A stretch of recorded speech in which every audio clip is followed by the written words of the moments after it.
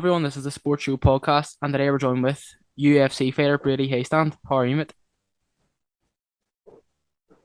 Good. How are you, brother? Yes, mate, I'm all right. Thank you very much. So we'll just get straight into talking about your professional MMA career. What got you started in the fighting? Say that one more time. What got you started in the fighting MMA? Oh, what got me started? So I guess what got me started was when I was younger, I kind of got in a little bit of trouble in school. I was kind of a wild kid.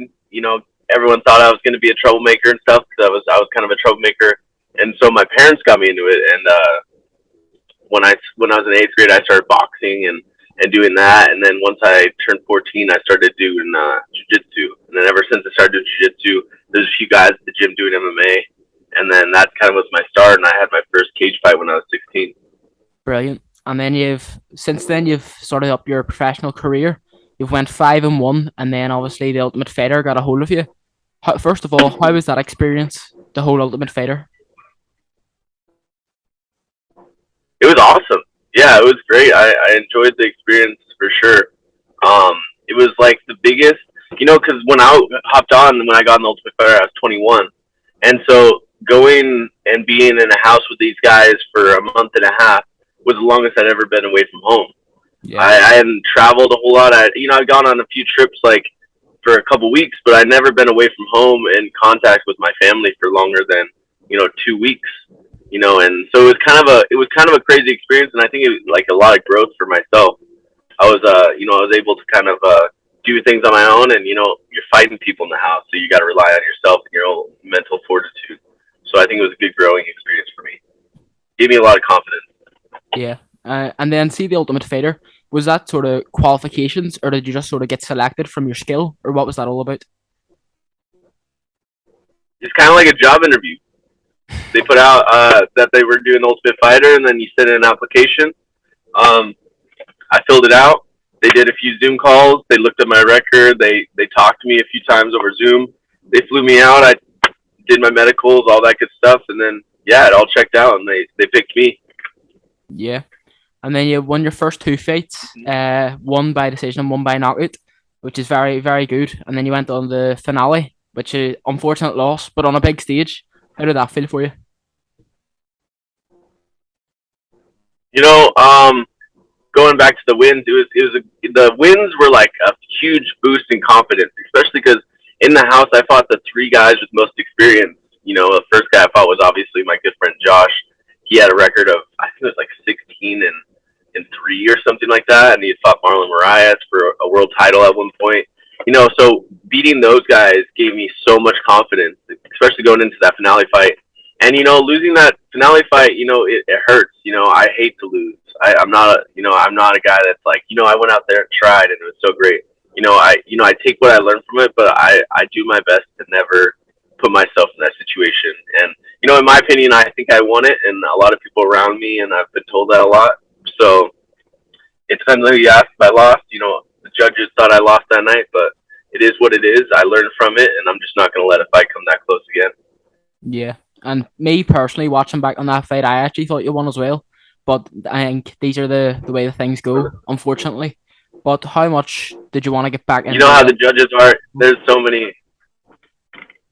Yeah, you know how the judges are. They have their own. Not everyone agrees with them, and sometimes they make different calls. But yeah, it's a learning experience for sure. But what were you saying? Sorry to interrupt you. No, it was just basically saying how much did you want to sort of get back into the octagon and get the wins again? Oh, for sure. I want to get back in there. I wanted to get back in there the next day. I felt good. The only issue is like I had to be out for the last year and a month because I had ACL surgery. So sitting out for this amount of time has been a little rough. It's been probably my biggest layoff since COVID in between my fights. But I feel good. I feel ready to go. Yeah, and that's what I was just about to touch on, your injury then. So how has the whole surgery thing been for you? Must have had a big mental effect on you. Yeah, it was definitely tough. I have never had an injury before. I've never broken a bone. I've never torn anything. Anything seriously. Bumps and bruises. It's a sport, but this is the first real injury, and it has to be the worst knee but because I had a ACL completely torn, so they had to replace it with a piece of my hamstring. They had to do a hamstring graft, and then meniscus. And how it goes is like for meniscus, they repaired it because I had ACL surgery, so I was on crutches for 7 weeks, couldn't do any load bearing, and then now for the past 9 months, I had to like make sure I took it really easy, couldn't put too much strain on the ACL just for the fact that they don't want it to rupture or anything like that. But now I've been good, for the past 3 months I've been training hard and it feels good. But yeah, like you were saying at first, it's hard because I go from training twice a day every day to now I'm sitting on the couch and just watching my buddies train or going to practice and just watching practice or whatever. I was almost going insane a little bit, but it's another room to grow, and I used the time to I bought a house, with my free time while I was down and out. Got my house. I got a few roommates. Were moved out of the fire station where I was living at full time. And so got a girl. I have my girlfriend now, and so got a lot of good growth outside the sport. But now that I'm back and ready to go, I'm ready to get back into the sport and make big things happen. Yeah, of course. And you've been training as well with some big names such as the UFC champion, Juliana Pena. What sort of skill do they bring into your training camp? Yeah, for sure. Juliana Pena, she's a huge role model.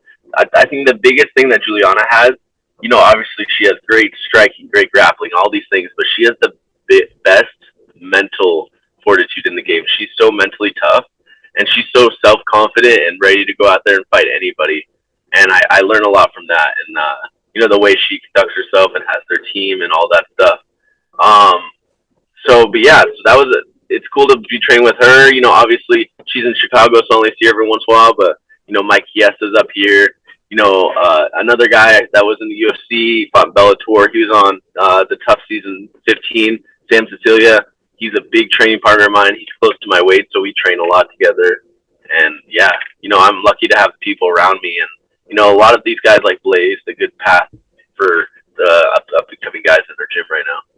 Yeah, of course. And you're fighting then in a few months, November 19th, against a tough opponent. He's coming off a loss, the same as yourself. But how ready are you to get back in the octagon after your injury? Oh, I'm so ready. Yeah, this guy's a good first fight back for me. He's tough.